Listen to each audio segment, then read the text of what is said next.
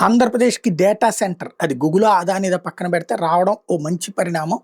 But దానికి జాగ్రత్తలు తీసుకోండి నేను మొదలే ప్రస్తావించా. ఎందుకు జాగ్రత్తలు అంటే ప్రధానంగా ఆంధ్రాకి సంబంధించినంత వరకు కీలకమైనటువంటిది ఏంటి అంటే విశాఖపట్నం. విశాఖపట్నంలో మంచినీళ్ళకి సంబంధించినటువంటిది అక్కడ భూగర్భ జలాలు తక్కువగా ఉంటది. ఎందుకంటే సముద్ర తీర ప్రాంతం కాబట్టి ఉప్పు నీళ్ళు వస్తాయి తప్పించి మంచినీళ్ళు తక్కువ ప్రదేశాల్లో మాత్రం వస్తాయి.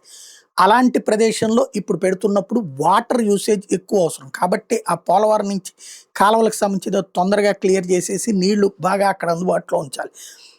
బాగా పీల్చేస్తానమాట. ఇట్లా కరెంట్‌కి విపరీతంగా అక్కడ పవర్ ఇవి కావాల్సొస్తది.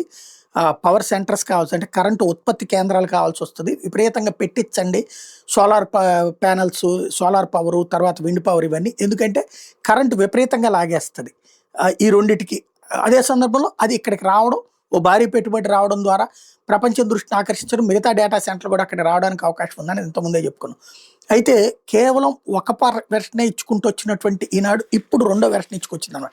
డౌటే లేదు డేటాదే హవా అంటూ ఆ డేటాకి సంబంధించి ఎదురయ్యే సమస్య నీరు, విద్యుత్ ఎలా డేటా కేంద్రాల విస్తరణలో సవాళ్లు సైతం లేకపోలేదు. డేటా కేంద్రాలకు ఎంతో అధిక విద్యుత్ అవసరం. 2030 నాటికి డేటా కేంద్రాలు దేశ విద్యుత్ లభ్యతలో 3% వినియోగిస్తాయని అంచనా.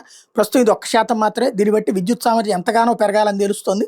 ఇదే కాకుండా నీటి అవసరాలు కూడా ఎంతగానో పెరుగుతాయి. అధిక నీటి లభ్యత ఎలా అనేది ప్రధాన సమస్య కాగా డేటా కేంద్రాల పరిసర ప్రాంతాల్లో కాలుష్యం తలెత్తి పర్యావరణ సమస్యలు ఉత్పన్నమవుతాయని కూడా నిపుణులు ఆందోళన వ్యక్తం చేస్తున్నారు. ముఖ్యంగా భూగర్భ జలాలు కలుషితం అయ్యే ప్రమాదం ఉందని హెచ్చరిస్తున్నారు.